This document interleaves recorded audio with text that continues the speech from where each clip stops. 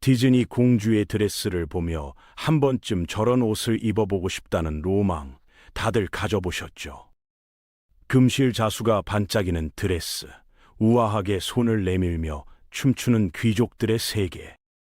근데 그 드레스 밑에 뭐가 숨어 있었는지 아세요? 아무리 독한 향수를 들이부어도 절대 가릴 수 없는 수년치 묵은 때와 땀 냄새가 켜켜이 쌓인 지독한 악취였습니다.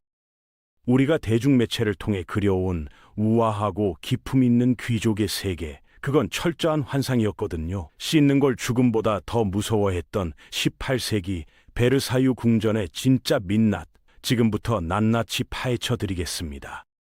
목욕이 죽음을 부른다고 진심으로 믿었던 시대가 있었습니다.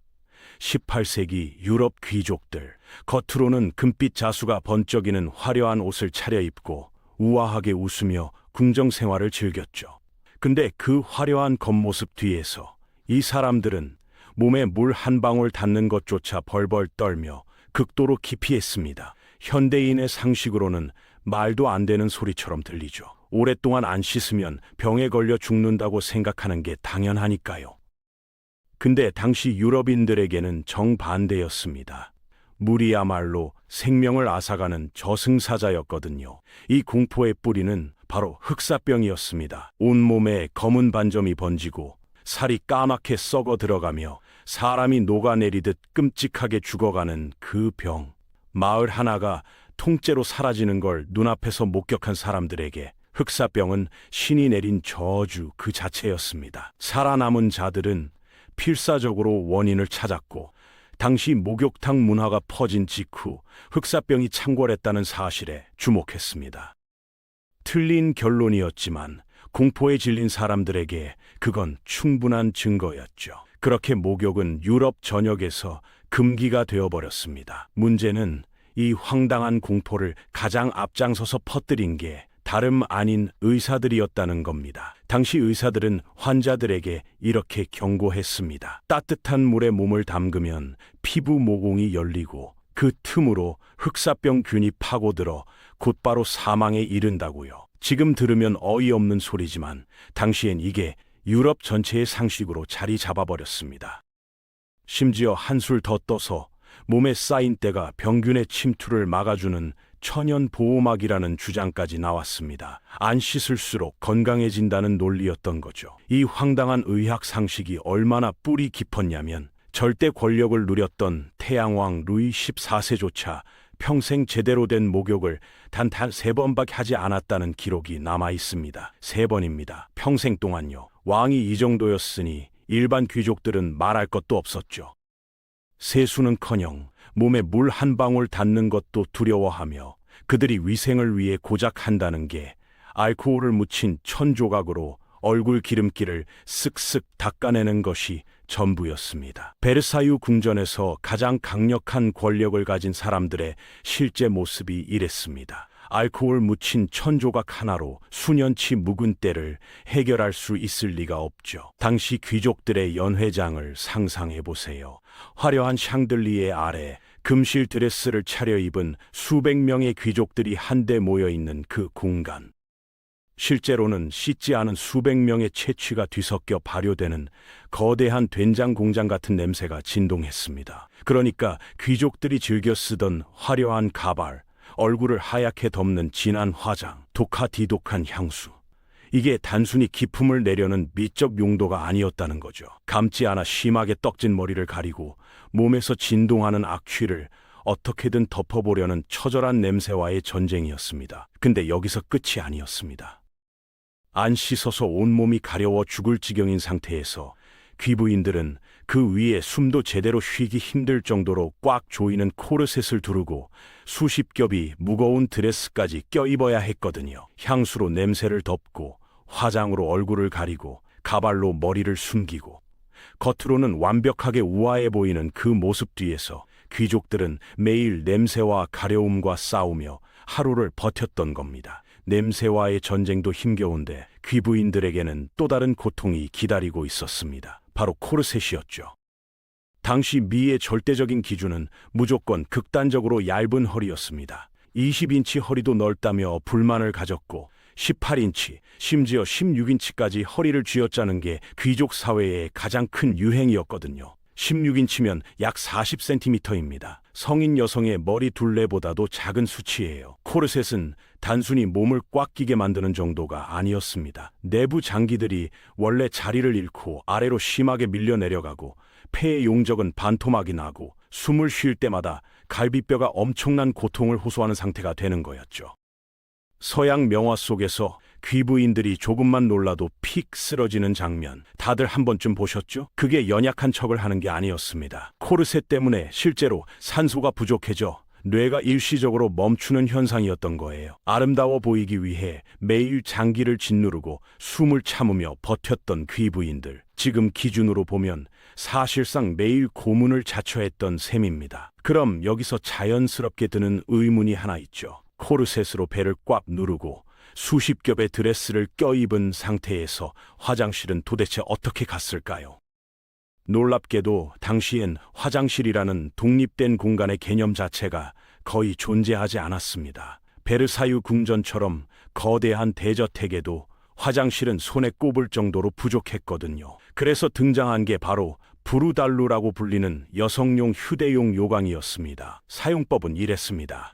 귀부인이 연회 도중 화장실 신호가 오면 은밀하게 하녀를 불렀습니다. 하녀는 귀부인의 육중하고 넓은 드레스 밑으로 부르달루를 능숙하게 밀어 넣었고, 귀부인은 선체로 코르셋에 배가 꽉 눌린 그 불편한 자세 그대로 치마 속 요강에 볼일을 해결했습니다.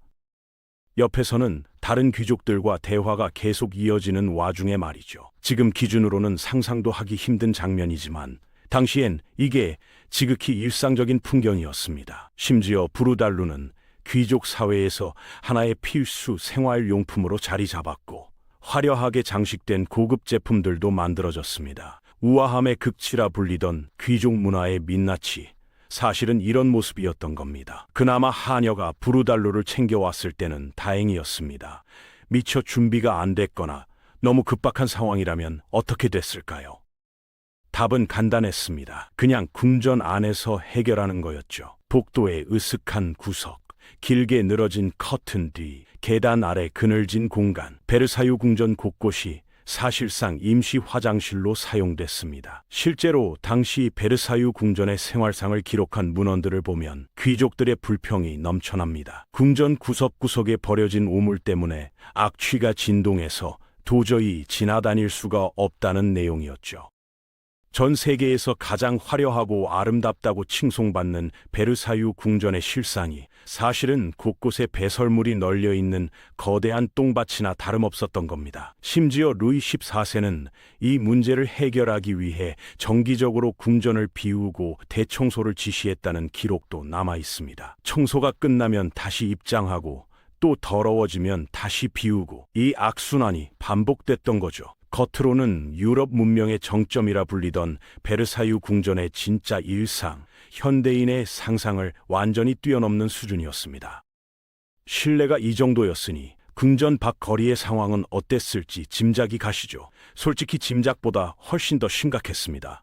당시 사람들은 집 안에 요강을 두고 오물을 모아뒀는데 이걸 처리할 방법이 없었습니다. 현대와 같은 하수도 시스템이 아예 존재하지 않았거든요. 그러니 해결책은 하나였습니다. 창문을 열고 길 밖으로 그냥 던져버리는 거였죠. 이게 당시 시민들의 아주 자연스러운 일과였습니다. 길을 걷던 무고한 사람들은 하늘에서 갑자기 쏟아지는 오물 폭탄을 뒤집어 쓰는 일을 일상적으로 겪었습니다. 그나마 양심 있는 사람들은 오물을 버리기 직전에 창밖을 향해 크게 외쳤습니다. 가르드로, 물 조심하라는 경고였죠. 이 외침이 들리는 순간 길을 걷던 사람들은 머리를 꽁꽁 감싸 쥐고 빛의 속도로 도망쳐야 했습니다. 잠깐 딴생기라도 하다가 타이밍을 놓치는 순간, 그날은 오물 샤워로 하루를 마감해야 했으니까요. 지금 우리가 길을 걸으며 스마트폰을 보는 것처럼 당시 사람들은 길을 걸으며 하늘을 살폈던 겁니다. 생존을 위해서요. 이런 환경에서 살아남으려면 나름의 장비가 필요했습니다. 그래서 탄생한 게 바로 양산이었습니다. 지금 우리가 자외선 차단용으로 쓰는 그 우아한 양산, 사실 처음 만들어진 이유는 햇빛을 막기 위해서가 아니었습니다. 언제 어디서 머리 위로 쏟아질지 모르는 오물폭탄을 막아내기 위한 필수 생존비였던 거죠. 양산 없이 길거리를 나선다는 건 비 오는 날 우산 없이 나가는 것보다 수백 배는 더 끔찍한 결과를 각오하는 무모한 행동이었습니다. 하이힐도 마찬가지였습니다. 하수구가 없으니 길바닥은 항상 오물과 흙탕물이 뒤섞인 진흙탕 상태였거든요. 수천만 원에 달하는 비싼 실크 드레스가 그 똥물에 젖는 걸 막아야 했고, 그래서 발바닥 굽에 높은 나무 토막을 덧댄 패튼이라는 신발이 고안됐습니다. 이게 바로 오늘날 하이힐의 조상입니다. 처음엔 각선미를 뽐내기 위한 패션 아이템이 아니었던 거죠. 오물로 가득한 길바닥에서 발과 옷을 지키기 위해 탄생한 처절한 생존용 장화였습니다. 우아함의 상징이라 불리는 것들이 사실은 이렇게 지저분한 현실에서 태어났던 겁니다. 오물폭탄을 피해 집에 돌아왔다고 해서 끔찍한 위생의 지옥이 끝난 건 아니었습니다. 평생 씻지 않는 몸에 수십 겹의 실크 드레스를 껴입고 두꺼운 가발까지 뒤집어 쓴 귀족들의 몸뚱이는 해충들에게 완벽한 안식처나 다름없었거든요. 따뜻하고 피가 넘쳐나고 숨기 좋은 구석도 많은 곳, 벼룩과 이 입장에서는 7성급 호텔이었던 셈이죠. 귀족들은 끊임없이 몸을 물어뜯는 벼룩들 때문에 하루 종일 피부를 긁느라 정신이 없었습니다. 그래서 탄생한 게 우아하게 부채질을 하는 척하며 등 뒤를 긁는 기술이었습니다. 이게 귀족 사회의 필수 예절 스킬로 자리 잡을 정도였으니까요. 벼룩의 괴롭힘을 줄이기 위해 귀부인들은 설탕물이나 피를 묻힌 솜을 넣은 작은 장신구, 이른바 벼룩 함정을 목에 걸거나 옷 속에 넣고 다니며 해충과 협상을 시도하기도 했습니다. 매일 빨지 않는 가발 안은 이들의 집단 서식지가 됐고, 심지어 벼룩이 옷에 붙어도 티가 나지 않도록 벼룩 몸통과 비슷한 갈색 계열의 이른바 벼룩색 옷이 귀족 사회에서 크게 유행하기까지 했습니다. 냄새를 감추고 장기를 짓누르고 오물을 피하고 벼룩과 싸우고, 당시 귀족의 하루는 생존 자체였습니다. 씻지 않는 몸, 오물이 넘쳐나는 거리, 벼룩이 들끓는 환경, 이런 최악의 위생 상태가 만들어낸 필연적인 결과가 바로 전염병이었습니다. 흑사병이 유럽 전역을 초토화시키기 시작하자 거리에 기괴한 존재들이 등장했습니다. 검은 가죽옷을 온몸에 두르고 새부리처럼 길쭉하게 튀어나온 가면을 쓴 의사들이었죠. 당시 사람들은 질병이 눈에 보이지 않는 균이 아니라 부패한 공기와 나쁜 냄새를 통해 전염된다고 굳게 믿었습니다. 그래서 의사들은 그 기다란 새부리 가면 안쪽에 장미꽃잎, 민트, 계피 같은 강력한 향료를 꽝꽉 채워 넣고 진료를 다녔습니다. 나쁜 냄새가 코로 들어오는 걸 막으면 병에 걸리지 않는다고 믿었던 거죠. 전염의 공포에 사로잡힌 의사들은 환자의 몸에 직접 손을 대는 것조차 무서워했습니다. 그래서 기다란 지팡이로 환자를 콕콕 찔러 생존 여부만 확인하는 게 당시의 진료 방식이었습니다. 치료법도 황당하기는 마찬가지였습니다. 몸속의 나쁜 기운을 빼낸다며 말린 두꺼비를 환자 몸에 붙이는 게 진지하게 처방으로 사용됐으니까요. 지금 기준으로 보면 치료가 아니라 사실상 환자를 저승으로 보내는 수준이었습니다. 당시 의학의 민낯이었죠. 지금까지 살펴본 18세기 유럽의 위생 암흑기, 충격적이셨죠. 근데 흥미로운 건 이 끔찍한 역사가 현대의 중요한 발명품들을 탄생시키는 핵심 계기가 됐다는 겁니다. 썩은 냄새를 가리려는 귀족들의 처절한 노력은 조향 기술의 비약적인 발전을 이끌었고, 프랑스를 세계 최고의 향수 대국으로 성장시켰습니다. 창밖으로 쏟아지는 오물 폭탄에 지칠 대로 지친 사람들은 결국 머리를 맞대기 시작했고, 오물을 땅 밑으로 흘려보내자는 아이디어가 모여 런던과 파리의 지하를 관통하는 현대식 상하수도 시스템이 탄생했습니다. 오늘날 우리가 당연하게 누리는 상하수도, 향수, 하이힐, 전부 오물의 역사가 만들어낸 위대한 발명품들입니다. 인류 역사의 가장 더럽고 냄새나는 한 페이지가 현재의 쾌적하고 아름다운 문화를 만드는 밑거름이 됐다는 사실. 어쩌면 지금 우리가 누리는 모든 편리함도 누군가의 불편함과 고통에서 시작됐을지 모릅니다.